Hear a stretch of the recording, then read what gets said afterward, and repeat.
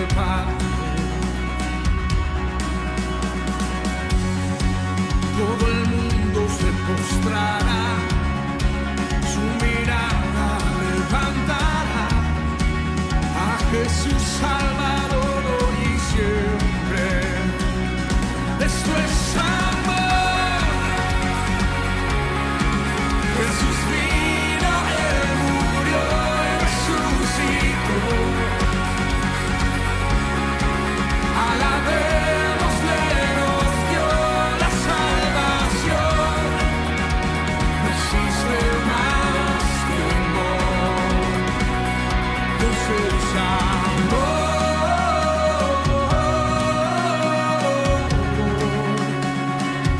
Dios es amor.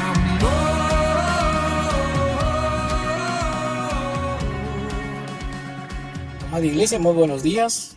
Les saludo en el nombre de nuestro buen Dios y Padre Celestial, Jehová de los ejércitos, en el nombre de nuestro Señor Jesucristo. Es un gusto en esta mañana alabar y bendecir su nombre y darle las gracias por todo lo bueno que ha sido con nosotros hasta aquí. Quería compartirle brevemente una experiencia vivida días atrás. En mi nuevo empleo me dirigí a una zona muy lejos de acá, específicamente en Curicó, y obviamente que como no soy de acá, tengo que usar este dispositivo, esta aplicación que guía paso a paso hasta poder llegar al destino. Y en uno de ellos no me fijé bien en el mapa y me pasé una indicación. Y luego me alertó que estaba desviado y que tenía que regresar en el siguiente punto para volver a encauzarme. Lo hice y pude llegar a mi destino, gracias a Dios. Y al momento el Espíritu del Señor me reveló que así estamos nosotros, o parte de la mayoría de sus hijos, que quizás a veces queremos hacer las cosas en nuestro conocimiento, en nuestra propia experiencia, y caminamos en esta vida rendidos a sus pies, pero también queriendo hacer nosotros las cosas a nuestra manera, y no es así. El Señor me llevó a esta lectura bíblica que quería compartirles en esta mañana, que se encuentra en el Santo Evangelio según San Lucas, en el capítulo 24 y verso 46, que dice así: y les dijo, así está escrito, y así fue necesario que el Cristo padeciese y resucitase de entre los muertos al tercer día. Así está escrito y así fue necesario que el Cristo padeciese. Y recordaba la cena cuando Jesús viene por el camino de Emaús, se encuentra con sus apóstoles. Y los apóstoles un poco extrañados, apenados. Y Jesús, como conoce lo que hay en el corazón del hombre, les hace recordar y los guía, los orienta, como buen maestro también que es. Y les dice estas palabras: así como está escrito. Y así está escrito cada uno de nuestros caminos y cada final de nuestras vidas. Pero es necesario nosotros alinearnos con ese camino, ese destino que el Señor nos tiene. Parte del bienestar familiar que estoy gozando es porque me he abandonado completamente al Señor, y le digo: Señor, tú que me creaste y me diste una familia, Señor, y una hermosa descendencia, voy a hacer mi parte, sí, pero más que todo voy a creerte como un niño.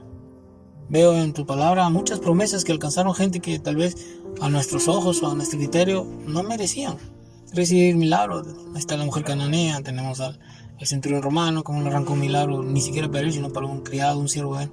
La mujer cananea, la mujer de flujo de sangre y tantas cosas.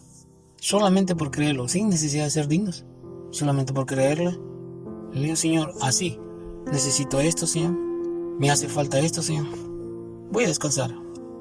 Y no es magia, es el poder de Dios que lo veo accionar, y cuando paso esa necesidad o la superé, digo: Señor, yo no pude haberlo hecho, pero creo que fue porque te creí. En estos días mi hija con mi nieto regresaron a Perú, un gran gasto. Le digo: Señor, el dinero es una herramienta, ayúdame a utilizar bien esa herramienta, como cualquier herramienta que podamos usar, tanto las mujeres en la cocina o en su trabajo, como el hombre también, en el quehacer diario. hacer buen uso de su herramienta y tiene provecho. Así le dio Señor. Y veo que cuando empezamos a hacer y a caminar lo que Dios pide, vemos su mano, vemos la maravillosa voluntad del Señor. Por creerle y segundo por obedecerle. Y eso es consecuencia también de que se le conoce. A veces venimos con tanta tradición, con tantas costumbres que cuando vamos a la Biblia y leemos las promesas y el requisito que Dios nos pide, nos parece increíble. Y, sí, Señor, existe, sí, Señor, está escrito, pero también voy a hacer esto, Señor, sí será posible. Y ya caímos en desaprobación, en desagrado al Señor. Siempre el Espíritu me hace recordar esta expresión que dice, para el que cree. Jesús en una de sus enseñanzas tomó a una viuda y a un juez injusto. Y el término de esta parábola le dice, cuando el Hijo del Hombre venga, hallará fe en la tierra. Ni siquiera dice otro requisito y tanta cosa. Y créanme que para alcanzar fe hay que ejercitarnos. El atleta también dice que entrena, sale a la carrera y gana. Así nos pide el Señor. Fe nomás.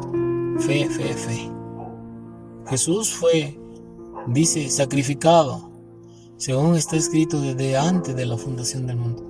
Incomprensible es la sabiduría, la soberanía de Dios.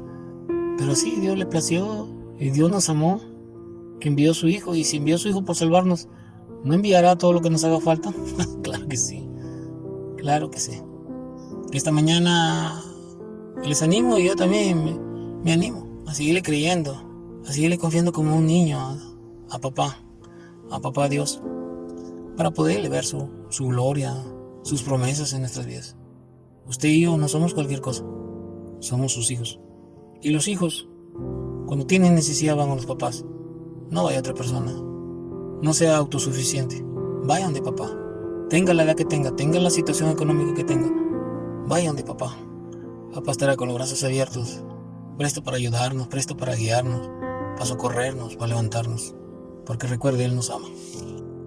Bien, damos gracias a Dios porque su palabra es viva y eficaz, y esta mañana nos ponemos de pie con reverencia ante su altar, ante su presencia, en señal de redención, y le decimos: Padre, te damos gracias por tu palabra, gracias porque tú eres fiel, gracias porque todo está escrito, Señor. Nada es nuevo, nada te sorprende, nada escapa de tu soberanía, Señor, si es que empezamos a depender de ti. En tu palabra escuchamos, Señor, leemos y sabemos que dice que en este mundo va a haber aflicción, va a haber tribulación, va a haber angustias, pero de todos esos nos librarás tú. Gracias porque tú eres fiel. Tú lo dijiste, tú lo estás haciendo ya.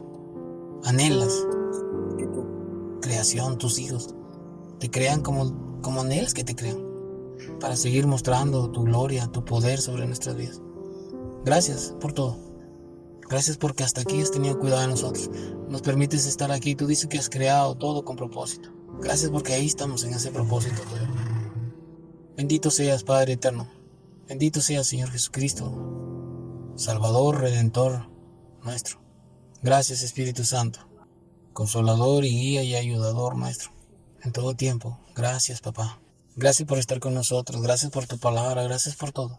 Infinitas gracias, Padre, en el nombre de Jesús. Amén, amén y amén. Gracias, hermano. Muy buenos días.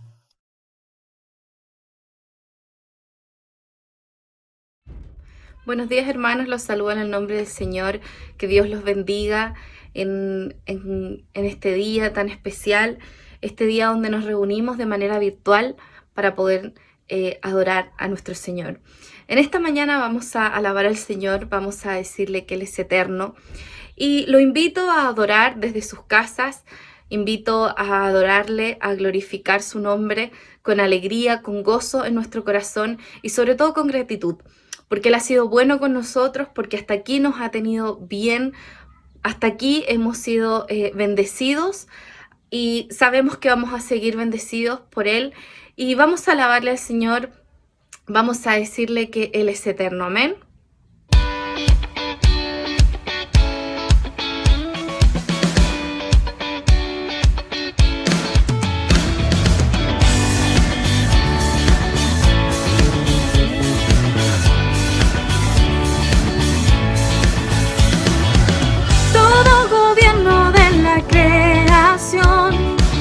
Se postrará solo ante el gran yo soy.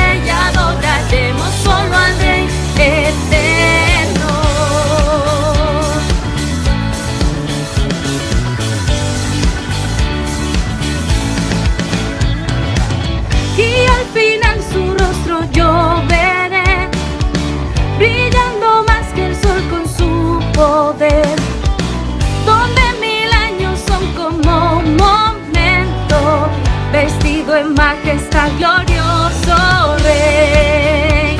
Él es amor, Él es amor, Él es amor eterno, es esperanza y salvación eterna. Nuestra canción se escuchará por siempre y adoraremos solo al Rey eterno. Él es amor eterno, es esperanza y salvación eterna. Nuestra canción se escuchará por siempre y adoraremos solo al Rey eterno. Que los santos se levanten, que el redimido ahora cante. Nuestro Dios es fiel, nunca, nunca cambiará. Que los santos se levanten, que el redimido ahora cante. Nuestro Dios es fiel, nunca, nunca cambiará. Él es amor, Él es amor, Él es amor eterno, es esperanza y salvación eterna. Nuestra canción se escuchará por siempre y adoraremos solo al Rey eterno. Él es amor eterno, es esperanza y salvación eterna. Nuestra canción se escuchará por siempre y adoraremos solo al Rey eterno. Sí, Señor, y adoraremos solo al Rey eterno.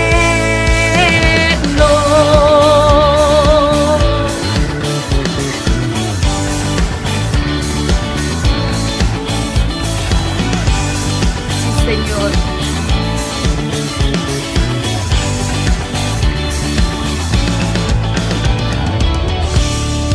Amén. Amén, hermanos, y vamos a seguir alabándole al Señor.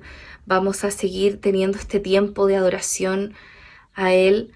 Y vamos a cantar la siguiente alabanza que dice: perfume a tus pies. Esta alabanza nos dice que queremos enamorarnos más de nuestro Señor, que cada día queremos aprender más de Él, queremos tener esa comunión con Él y que obviamente vayamos nosotros creciendo espiritualmente y vayamos aprendiendo más de Él, ¿no? Tenemos muchísimo que aprender. En esta mañana vamos a decirle: yo quiero enamorarme más de ti, Señor.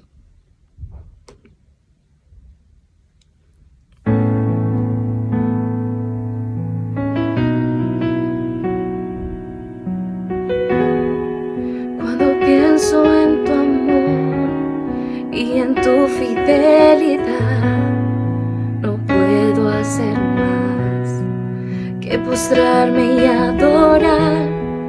Cuando pienso en cómo he sido y hasta dónde me has traído, me asombro de ti. Y no me quiero conformar. He probado y quiero más. Yo quiero enamorarme más de ti. Enséñame a amarte y a vivir conforme a tu justicia y tu verdad. Con mi vida quiero adorar. Todo lo que tengo y lo que soy, todo lo que he sido te lo doy. Que mi vida sea para ti como un perfume a tus pies.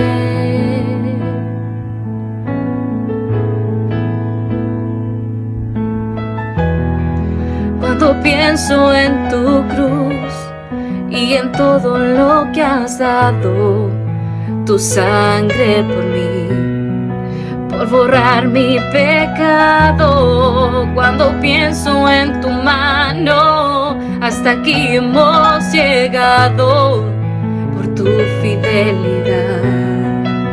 Sí, Padre. no me quiero conformar. He probado y quiero más, y no me quiero conformar. He probado y quiero más. Yo quiero enamorarme más de ti. Enséñame a amarte y a vivir conforme a tu justicia y tu verdad. Con mi vida quiero adorar todo lo que tengo y lo que soy. Todo lo que he sido te lo doy. Que mi vida sea para ti, como un perfume a tus pies. Yo quiero enamorarme más de ti. Enséñame a amarte y a vivir conforme a tu justicia y tu verdad. Con mi vida quiero adorar todo lo que tengo y lo que soy. Todo lo que he sido te lo doy.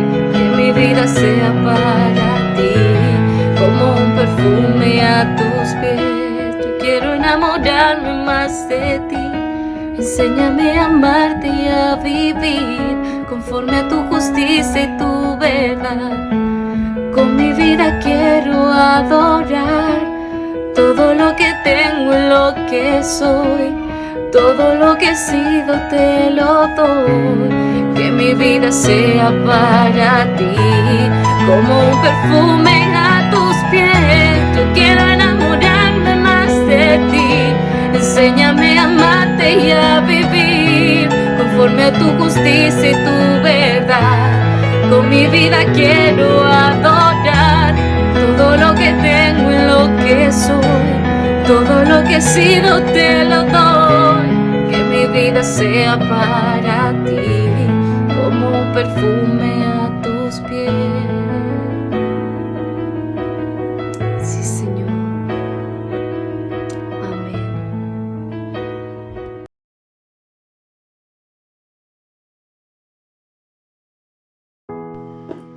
Hermanos, muy buenos días. Ya hemos alabado al Señor con nuestra voz, con nuestra mente, con nuestro espíritu, y ahora corresponde alabarle al Señor con nuestras ofrendas y diezmos. Su palabra dice en el Salmo 24, versículo 1: Dios Jehová es la tierra y su plenitud, el mundo y los que en él habitan. Y así es, los cristianos sabemos que nuestro Señor, como creador de todo, es dueño de nosotros y de todo lo que nosotros tenemos, incluyendo nuestros trabajos y el producto de ellos. Y es por eso que en este día nosotros venimos a su altar, ante su presencia, a entregar sus diezmos y también nuestras ofrendas. Que el Señor bendiga a todos nuestros hermanos que han preparado sus ofrendas y sus diezmos en este día para traerlas ante la presencia del Señor. Oremos por esos diezmos y esas ofrendas. Padre eterno, gracias te damos, Señor, por todas las cosas que nos has dado. Señor, gracias por tu benevolencia con nosotros. Gracias por cada una de tus bendiciones, Dios. Gracias porque aun cuando creemos que nos faltará pan en nuestra mesa, tú nos muestras que solos no estamos.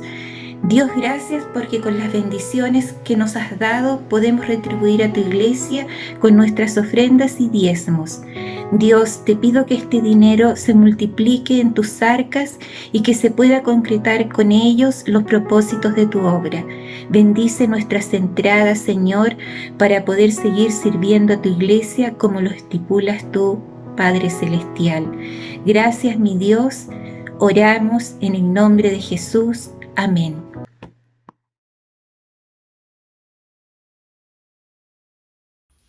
Un cordial y fraternal saludo, amados hermanos.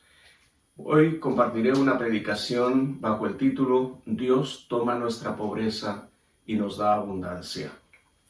Hay dos palabras claves aquí, pobreza y abundancia. En esta reflexión, mi enfoque es que Dios quiere bendecir a su iglesia. Y quiere bendecirlo con abundancia y de manera integral. Esto involucra a cada área de nuestra vida, particularmente la satisfacción de nuestras necesidades materiales que es el punto en donde yo quiero enfocarme en esta reflexión. ¿Por qué? Porque Dios nos ve como seres integrales. Veremos al respecto que existen leyes espirituales que se cumplen, tal como se dan en el mundo material. Veremos algunos ejemplos en la Escritura y a la luz de ello haremos una mirada introspectiva en nosotros mismos como iglesia. En primer lugar, veamos el enfoque que le da el apóstol San Pablo. En su epístola a los Corintios, el capítulo 8, 2 Corintios 8:9 dice: porque ya conocéis la gracia de nuestro Señor Jesucristo, que por amor a vosotros se hizo pobre siendo rico, para que vosotros con su pobreza fueseis enriquecidos. Dice que Jesús se hizo pobre para que nosotros seamos enriquecidos. En este capítulo, San Pablo está escribiendo a la iglesia de Corintio y está comentando acerca de una gran ofrenda que él había recibido de la iglesia de Macedonia. En el capítulo 9, continúa analizando esta situación. Veamos, por ejemplo, los versículos del 6 al 8. Me refiero del mismo capítulo de 2 Corintios 9, del 6 al 8. Dice estas palabras: pero esto digo, el que siembra escasamente, también segará escasamente. Y el que siembra generosamente, generosamente también segará. Cada uno dé como propuso en su corazón, no con tristeza ni por necesidad, porque Dios ama al dador alegre. Y poderoso es Dios para hacer que abunde en vosotros toda gracia, a fin de que teniendo siempre en todas las cosas todo lo suficiente, abundéis para toda buena obra. El contexto de este pasaje bíblico lo vemos nuevamente en 2 Corintios 8:9. Porque ya conocéis la gracia de nuestro Señor Jesucristo, que por amor a vosotros se hizo pobre siendo rico, para que vosotros con su pobreza fueseis enriquecidos. Aquí hay una especie de metáfora, una especie de paradoja, que vosotros con su pobreza, con la pobreza que asume el Señor, nosotros fuésemos enriquecidos. Ahora, escuche esto con atención. Tradicionalmente, los predicadores han tomado estos textos bíblicos y lo han aplicado al aspecto espiritual. Esto es verdad. No se discute. Está implícito que trata del tema espiritual también. Pero el punto es que este texto, y preste atención a esto, es que este versículo está relacionado con nuestras necesidades materiales. Pablo está declarando esta verdad en el contexto de necesidades materiales. Y que Dios, como buen Padre, está al tanto de todo ello. En el versículo 9, el Señor Jesucristo dice que por amor a vosotros, ¿no?, se hizo pobre siendo rico, para que vosotros con su pobreza fueseis enriquecidos. Esta es la afirmación de Pablo. Ahora nos preguntamos, ¿cómo es que Jesús se hizo pobre? Pablo mismo responde, Filipenses 2, del 6 al 8, el cual siendo en forma de Dios, no estimó el ser igual a Dios como cosa a que aferrarse, sino que se despojó a sí mismo, tomando forma de siervo, hecho semejante a los hombres, y estando en la condición de hombre, se humilló a sí mismo, haciéndose obediente hasta la muerte y muerte de cruz. Recuerde, ¿cómo se conecta con este pasaje? Que por amor a vosotros se hizo pobre, siendo rico, para que vosotros con su pobreza fueseis enriquecidos. Dice que Jesús se hizo pobre. ¿Cómo es que se hizo pobre? La pobreza del Señor está en relación con su condición humana respecto de su condición divina. Hay un abismo inmensurable en esa relación. Recuerden, Él era el Verbo. El Verbo estaba con Dios y el Verbo era Dios, nos dice Juan 1:1. Y el Verbo se hizo carne y habitó entre nosotros, lo dice Juan 1:14. Por tanto, la pobreza de Cristo radica en ese abismo inmensurable entre su condición humana respecto de su condición divina, a la luz de la descripción del Verbo encarnado. Así que la pobreza de Jesús no es que haya vivido en la miseria. Él era capaz de alimentar a multitudes y sobraba comida para sus discípulos. Y eso es abundancia. Esta es una cita de Mateo 14 que ustedes lo pueden leer. En una ocasión, para pagar los impuestos, Jesús mandó a sus discípulos a pescar. Y dentro de la boca del pez estaba la moneda para pagar sus impuestos. Esto nos habla no de pobreza, sino de abundancia. Mateo 17:27. Y así podríamos citar otros ejemplos. Entonces, volvemos a la pregunta, ¿cuándo es que Jesús tomó nuestra pobreza? Pero antes, preguntémonos, ¿qué significa pobreza?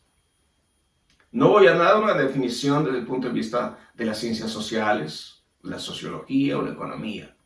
Voy a ir a la Biblia para responder lo que es pobreza. En Deuteronomio capítulo 28, versículo 48, hay una descripción de pobreza total. Dice, servirás por tanto a tus enemigos, que enviare Jehová contra ti. ¿Cómo vendrán ellos? Con hambre, con sed y con desnudez y con falta de todas las cosas. Esto es igual a pobreza total. Entonces nos preguntamos, ¿pasó Jesús por la pobreza total en algún momento de su vida? ¿Cuándo experimentó Jesús hambre, sed, desnudez y falta de todas las cosas? Él experimentó todo esto durante su juicio y su crucifixión, amada iglesia.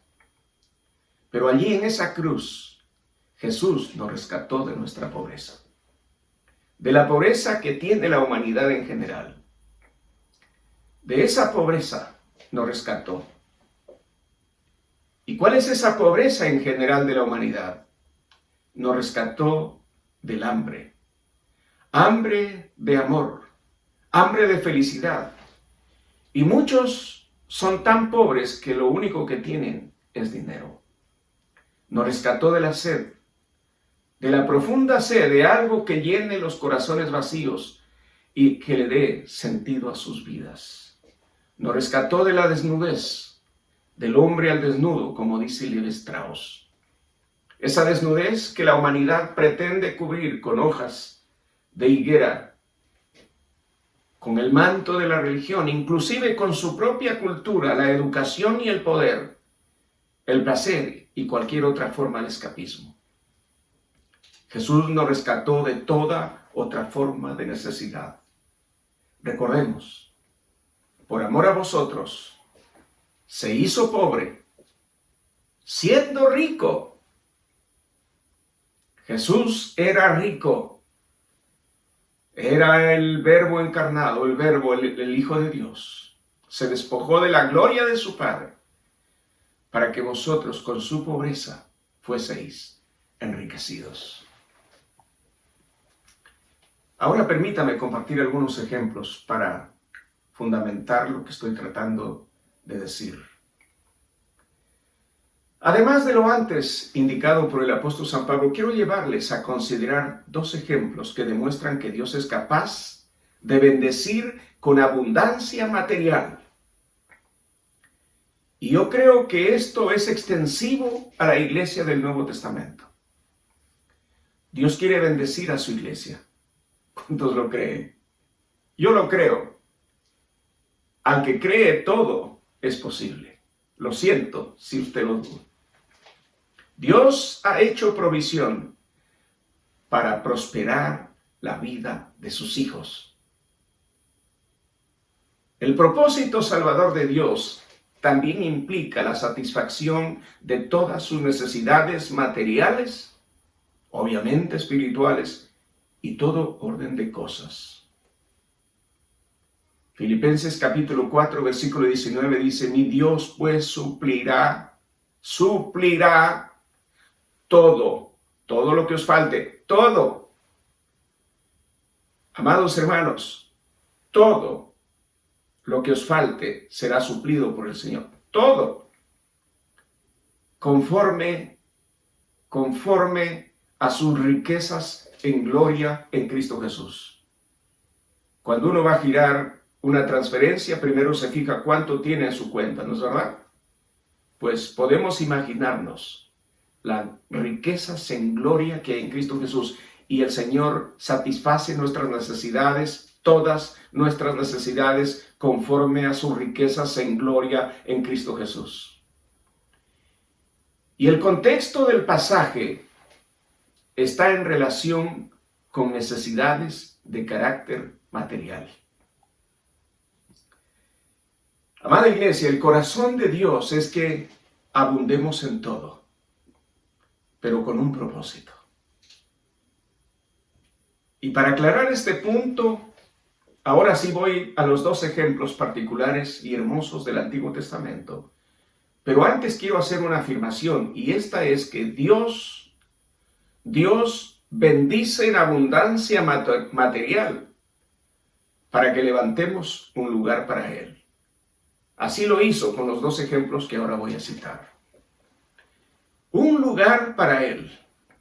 Sí, Él quiere un lugar para Él. ¿Por qué?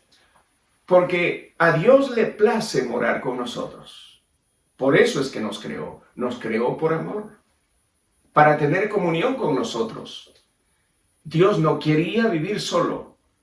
¡Qué maravilla que Dios quiera relacionarse con nosotros!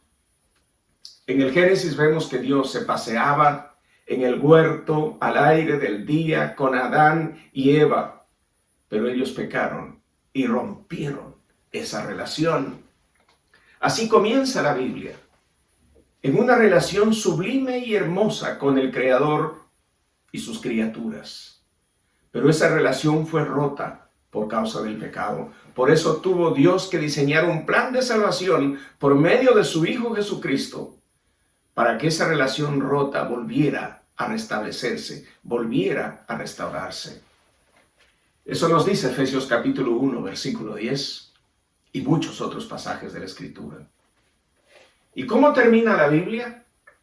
Termina con la Nueva Jerusalén, en Apocalipsis, con una relación que ha sido restablecida, y vemos allí a Dios morando junto a los millones y millones y millones y billones y trillones de salvados, incontables como la arena del mar o como las estrellas del cielo.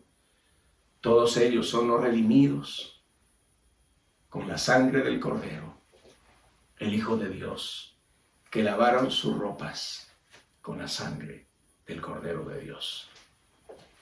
Así que Dios, amada iglesia, quiere darnos en abundancia.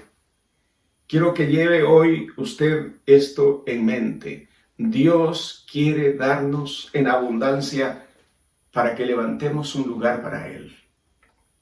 Ahora vienen los ejemplos. Un primero es que cuando Dios iba a sacar a su pueblo de Egipto, le dio instrucciones a Moisés para que tomaran alhajas de plata, de oro, de Egipto, y que lleve toda la riqueza consigo.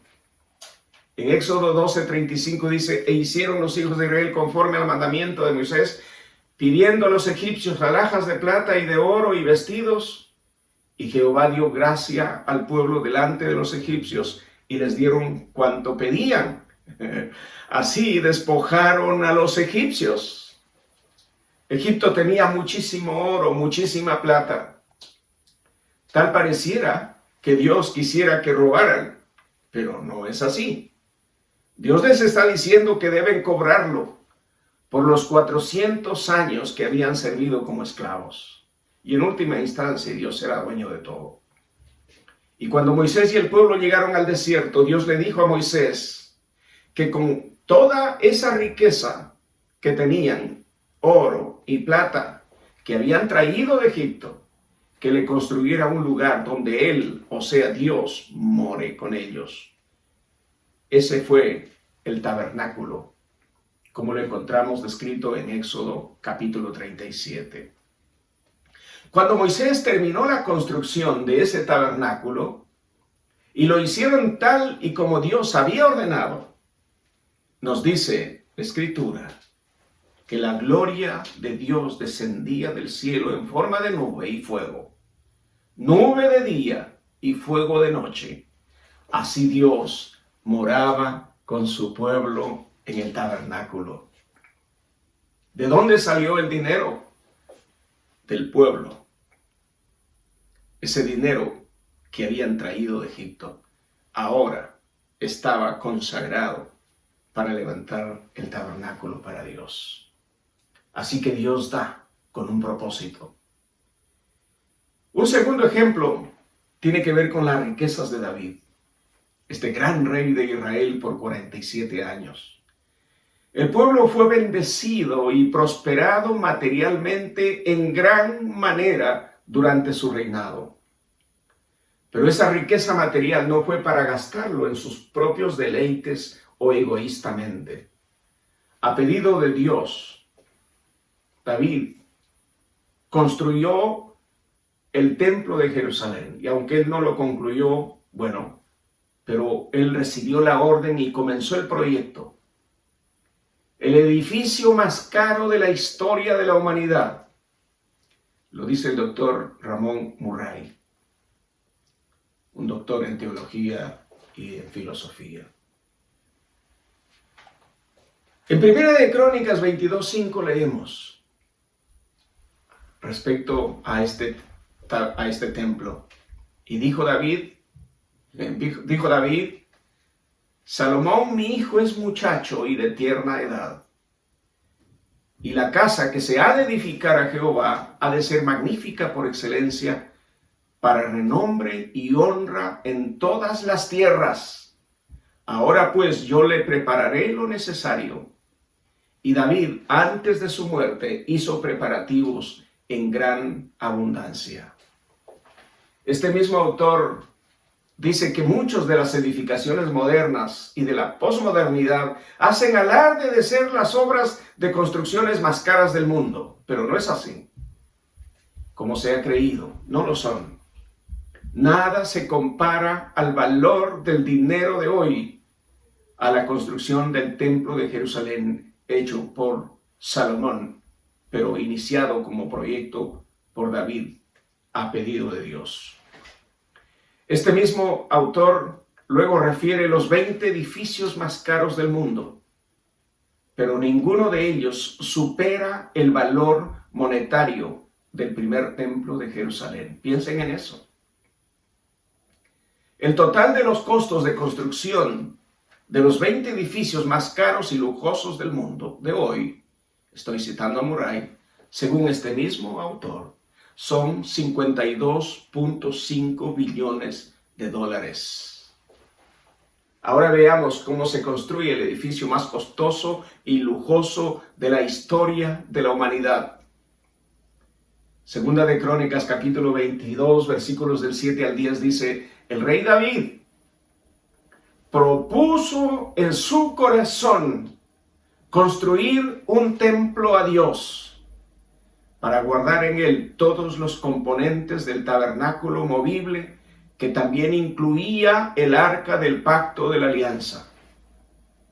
Dios no se lo permitió construir por ser hombre de guerra, pero le dijo que su hijo Salomón, el que sería su sucesor, lo construiría. Esta construcción fue terminada en 7 años. No se le permitió hacer ruido, clavar, martillar, cortar en lugar de la construcción. Así que todo tuvo que ser ensamblado en otro lugar y luego montarlo sin hacer ruido y con mucha destreza de no arruinar nada, lo que hace a esta construcción única en el mundo por no usar maquinarias en el lugar de la obra. Ustedes pueden leerlo eso en Primera de Reyes, capítulo 6. El tamaño de esta construcción era de 27 metros y medio de largo. Calcule usted esa distancia. 27 metros y medio de largo, 9 metros de ancho y 13 metros y medio de altura.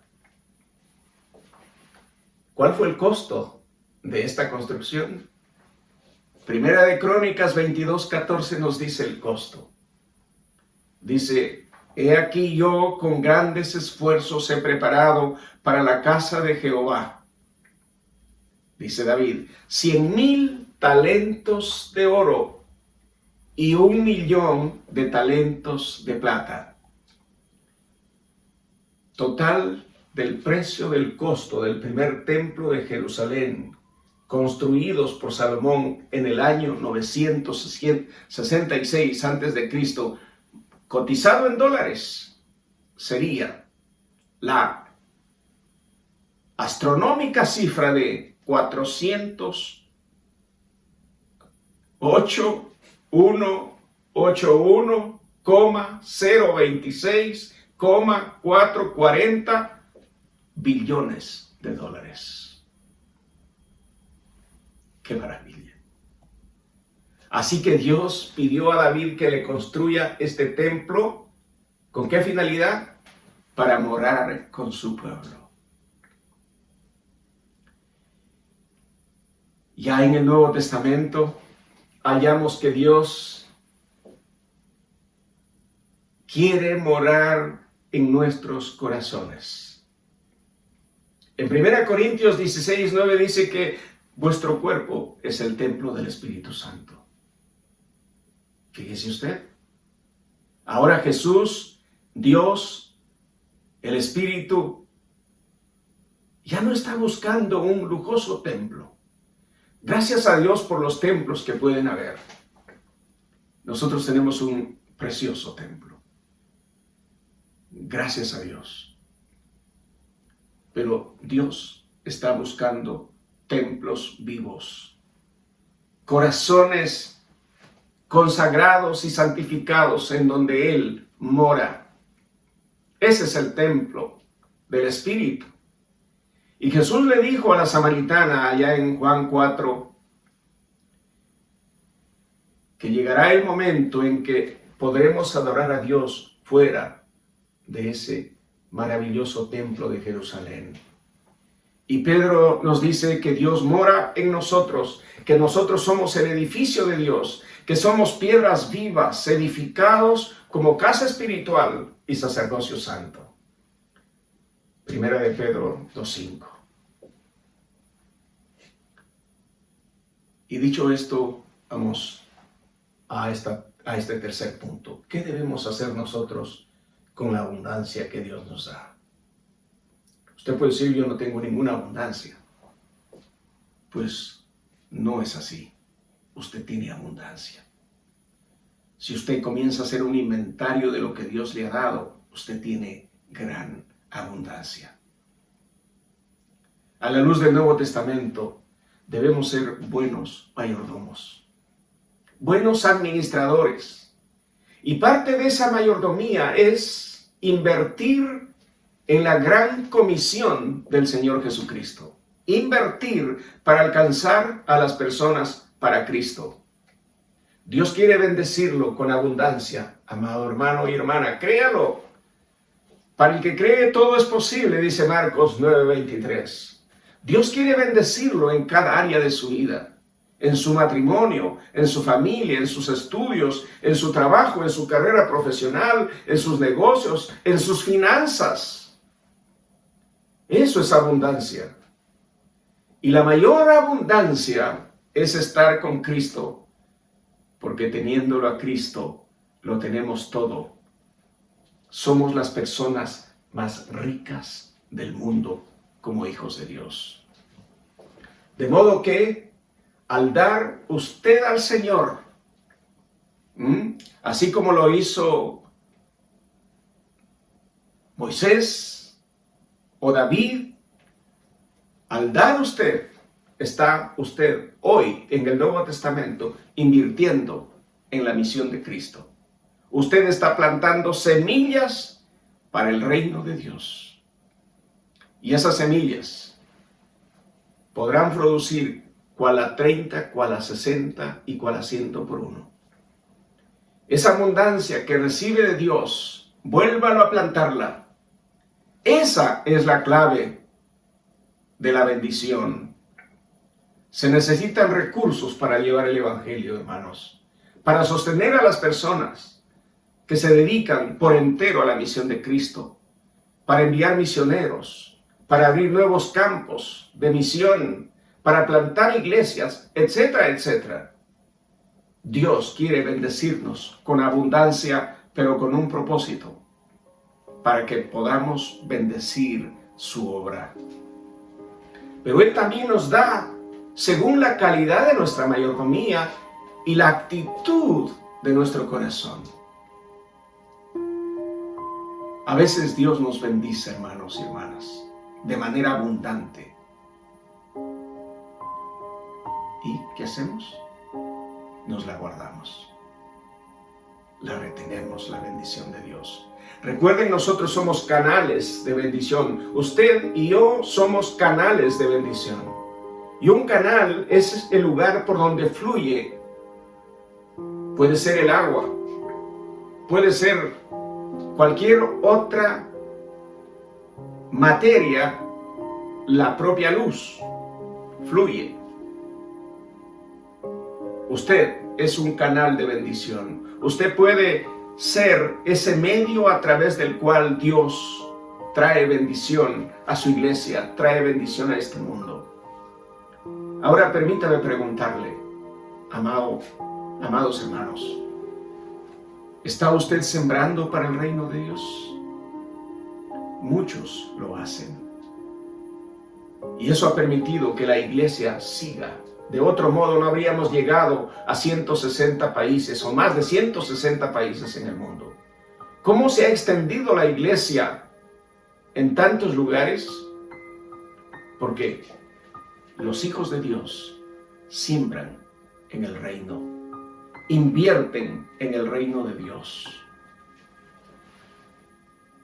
Quizá alguien diga aquí, pastor, yo no doy porque no tengo. Bueno, parece lógico. Pero aún siendo verdad, yo le tengo que preguntar, ¿no será que no tiene porque no da? O sea, al revés. Usted dice, no tengo y por eso no doy. Pero yo le digo, usted no da y por eso no tiene. Y quizá lo que tiene se le va por las manos. Hay una cita de Habacuc, o Ageo, perdón, donde dice que lo que recibe se lo pierde todo. Se le va como agua entre las manos. Y que la lluvia no ha caído. ¿Por qué? Porque la gente está pensando más en sí mismo y no está pensando en el interés del reino.